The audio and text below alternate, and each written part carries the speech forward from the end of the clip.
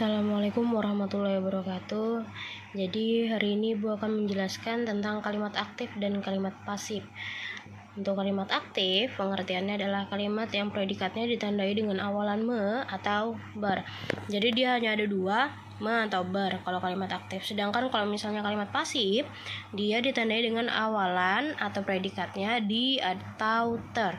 Contohnya di sini, adikku sedang menonton televisi. Kata adikku di sini adalah subjek, sedang menonton adalah predikat, televisi ini adalah objek. Itu ya. Nah, terus yang selanjutnya Firman bermain layang-layang.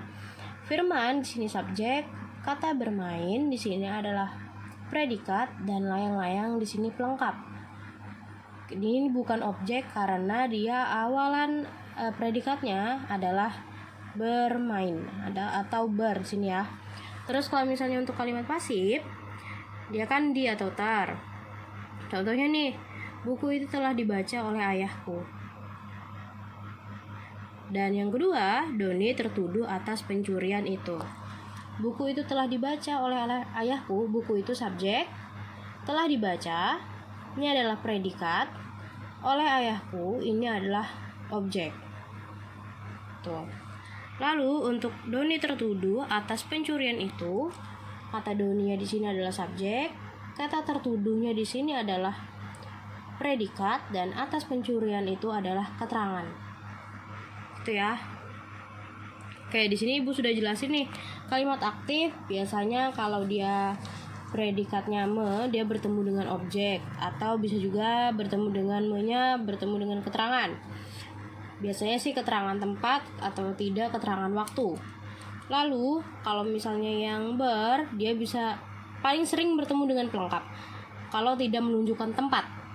Tapi kalau dia menunjukkan tempat, berarti dia bertemu dengan keterangan tempat atau waktu gitu ya. Lalu untuk yang kedudukannya ya, dijelasin sesuatu di sini. Kedudukan objek dan pelengkap pada kalimat aktif dan kalimat pasif. Objek dan pelengkap selalu berada di belakang predikat, baik dalam bentuk kalimat aktif maupun kalimat pasif. Jadi yang pertama itu subjek dulu, baru predikat. Setelah itu baru objek, pelengkap, atau keterangan. Jadi pasti di belakang. Tidak mungkin ada objek di depan gitu. Lalu yang kedua, objek dan pelengkap tidak harus ada dua-duanya di dalam kalimat. Bisa saja hanya ada salah satu atau bahkan sama sekali tidak ada. Kalau misalnya biasanya tidak ada objek dan pelengkapnya nggak ada nih, bisa terjadi di situ hanya ada keterangan. Contohnya kayak kalimat yang Doni tertuduh atas pencurian itu. Lalu yang ketiga, subjek selalu berada di depan predikat dalam bentuk kalimat aktif maupun kalimat pasif. Dan yang terakhir, jika kalimat aktif bisa diubah menjadi kalimat pasif, bisa dikatakan menjadi objek. Contohnya gini, kalimat aktif yang bisa diubah menjadi kalimat pasif ya. Adikku sedang menonton televisi. Jadi me sama di, dia punya hubungan gitu. Kalau ini diubah jadinya televisi sedang ditonton adikku. Tapi kalau misalnya dia predikatnya adalah bermain layang-layang, dia tidak bisa diubah karena kalau ber pasti pandangannya itu tidak mungkin teman itu adalah di juga, tapi ter. Kita ubah ya, misalnya layang-layang termain Firman, nggak nyambung ya. Jadi makanya dibilang kalau kalimat aktif yang bisa diubah menjadi pasif itu pasti biasanya objek di ujungnya, bisa dikatakan objek. Contohnya ini bisa dikatakan objek. Tapi kalau dia pelengkap, dia nggak bisa.